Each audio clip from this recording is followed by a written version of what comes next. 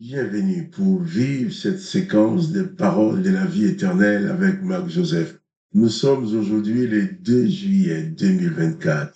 2 juillet 2024 et je suis venu te rappeler que ce jour du 2 juillet est pour toi un jour de grâce et de bénédiction parce que Jésus-Christ est présent dans ta vie. Jésus-Christ te dit, je suis avec toi tous les jours jusqu'à la fin du monde. Et quelles que soient les circonstances de ta vie, il faut bien réaliser que la promesse de Jésus-Christ est certaine et véritable. Cette promesse n'a pas de faille. Cette promesse n'a pas de fausseté dedans. Jésus-Christ dit, je suis avec toi tous les jours jusqu'à la fin du monde. Il te faut réaliser cela et bannir de ta vie toute forme de panique, de découragement, toute forme de déprime.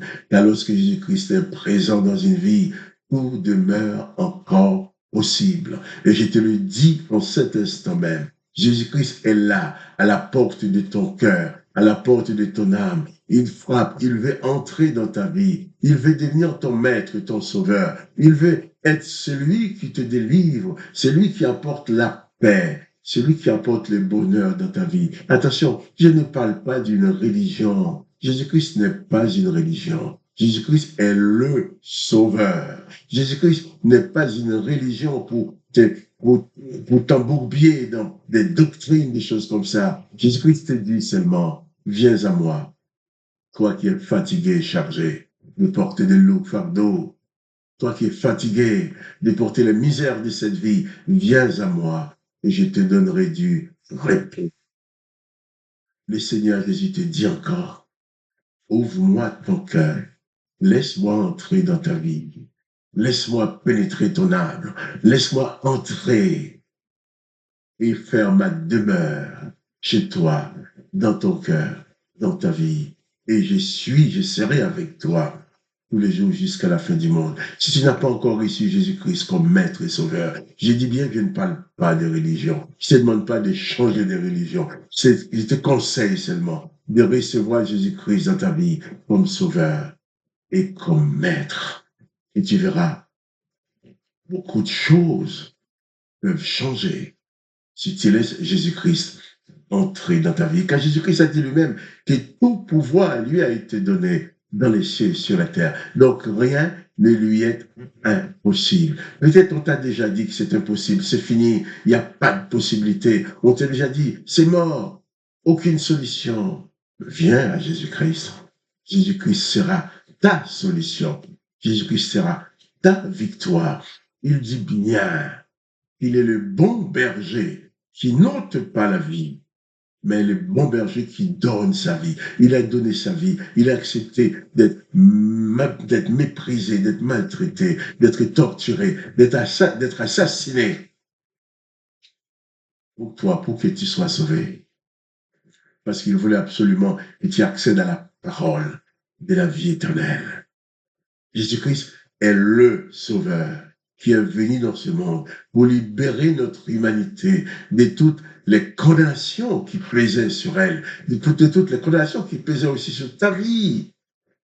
Parce qu'avant même que tu sois né, l'Éternel, les amis, avait déjà dit qu'il t'exterminera. Il dit, j'exterminerai l'homme et la femme que j'ai créés. Mais Jésus-Christ arrive, il dit, moi, je les ressusciterai. Il dit aussi, empêchons l'homme et la femme de vivre éternellement. Jésus-Christ arrive et dit, celui qui croit en moi vivra éternellement. Jésus-Christ a détruit, excusez-moi, a détruit toutes ces condamnations qui étaient établies dans ce monde avant que tu naisses. Donc tu es né, tu es tombé dans la marmite de la condamnation. Et celle la présence de Jésus dans ta vie, peut te permettre de t'en sortir. Alors, ouvre ton cœur à Jésus. Reçois Jésus dans ton cœur comme sauveur, comme maître. Jésus est celui seul qui peut inverser le sens des événements. Cette semaine, nous avons parlé, la semaine dernière, oui, nous avons parlé de Lazare. Lazare qui était mort. Ses sœurs Marthe et Marie étaient dans la douleur, dans la souffrance. Beaucoup d'amis de Jérusalem étaient venus les visiter pour les consoler, les encourager. C'était des gens de bien qui aimaient Marthe et Marie, qui aimaient Lazare. Ils sont venus pleurer, ils sont venus l'encourager, ils sont venus partager leur peine. Mais aucun d'eux n'avait pu apporter la solution. Mais Jésus-Christ est arrivé. Marthe et Marie, qui connaissaient bien Jésus, va lui dire, eh bien, Seigneur, si tu avais été là, Lazare ne serait pas mort. Mais Jésus leur a dit, si tu crois, tu verras la gloire de Dieu. Et Jésus a inversé le processus de la mort. Lorsqu'il a ordonné à Lazare, au corps de Lazare, qui était déjà en état de putréfaction, ce corps qui était déjà décomposé depuis 4 jours, sur une température en Israël, ce corps était en état de décomposition. Mais lorsque Jésus a dit, Lazare, sort, le processus de la composition, de la décomposition s'est arrêté. Le processus de la pourriture du corps s'est arrêté. Le processus de la mort s'est arrêté. Lazare est sorti vivant. Et Jésus a inversé le sens. Il a inversé le processus de la mort pour que Lazare revienne à la vie. Au point que les gens qui étaient là ne, ne pouvaient pas comprendre, parce qu'ils n'avaient jamais vu ça. Mais Jésus vient pour toi aussi, quelles que soient les circonstances de ta vie.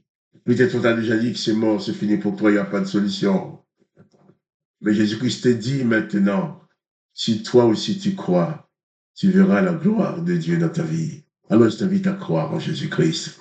Je t'invite à ne pas te décourager, à ne pas te laisser emporter par la panique. Car Jésus-Christ est présent, il est vivant au siècle des siècles. On l'a assassiné, on l'a tué, on l'a maltraité, mais il est ressuscité, il est sorti du tombeau.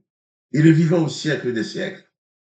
Et lui, il est en mesure d'intervenir dans ta vie et de prendre les choses en main et d'inverser d'inverser le processus de cette misère, de cette malédiction, le processus de toutes ces choses qui sont tombées sur toi comme pour te détruire. Jésus-Christ est ton sauveur. Il te sauve de la mort éternelle. Il te sauve de tes péchés. Il te sauve. Donc, pas de panique. Seulement, confie ta vie à Jésus-Christ. Nous avons parlé de tous ces gens-là après avoir vu comment Jésus a sorti les cadavres du tombeau et que Lazare était vivant au milieu d'eux. Même les principaux sacrificateurs, les pharisiens, étaient très ennuyés puisque ils vont dire, eh bien, cet homme fait beaucoup de miracles. Si nous le laissons faire, tout le monde va croire en lui. Que ferons-nous? Alors ils ont pris la décision, leur décision était de tuer Jésus, de détruire Jésus, en sorte que Jésus ne dépasse leur réputation, ne dépasse pas leur niveau d'autorité ou de notoriété sur le peuple. Jésus-Christ est tout puissant pour te sauver. Il te dit, viens à moi, toi qui es fatigué, chargé, je te donnerai du repos. Cette parole de Jésus-Christ s'adresse à toi maintenant. Ouvre ton âme, ouvre ton cœur. Laisse Jésus-Christ intervenir pour te consoler, pour te libérer, pour te communiquer la vie, non seulement la vie en abondante, comme il a dit, mais la vie éternelle. Jésus-Christ dit qu'il est venu pour que tu aies la vie et que tu l'aies en abondance. Alors, mon frère, ma sœur, alors, messieurs, madame, qui que tu sois, je ne te demande pas de changer de religion, mais je te conseille seulement de recevoir Jésus-Christ dans ta vie comme sauveur et ton maître, en sorte que ta vie soit transformée, en sorte que tu ne sois plus l'esclave des puissances démoniaques, en sorte que tu ne sois plus l'esclave des mauvais esprits, que tu ne sois plus esclave de Satan, que tu ne sois plus esclave de la religion, que tu ne sois plus esclave de quoi que ce soit, que tu sois tout simplement, librement, disciple de Jésus-Christ qui conduit, qui dirige ta vie et qui va te conduire jusque dans la vie éternelle. Alors, pas de panique. Jésus-Christ est là, avec toi et pour toi. Avant de m'arrêter, je vais prier avec toi. Et demain, nous continuons la lecture de l'évangile de Jean.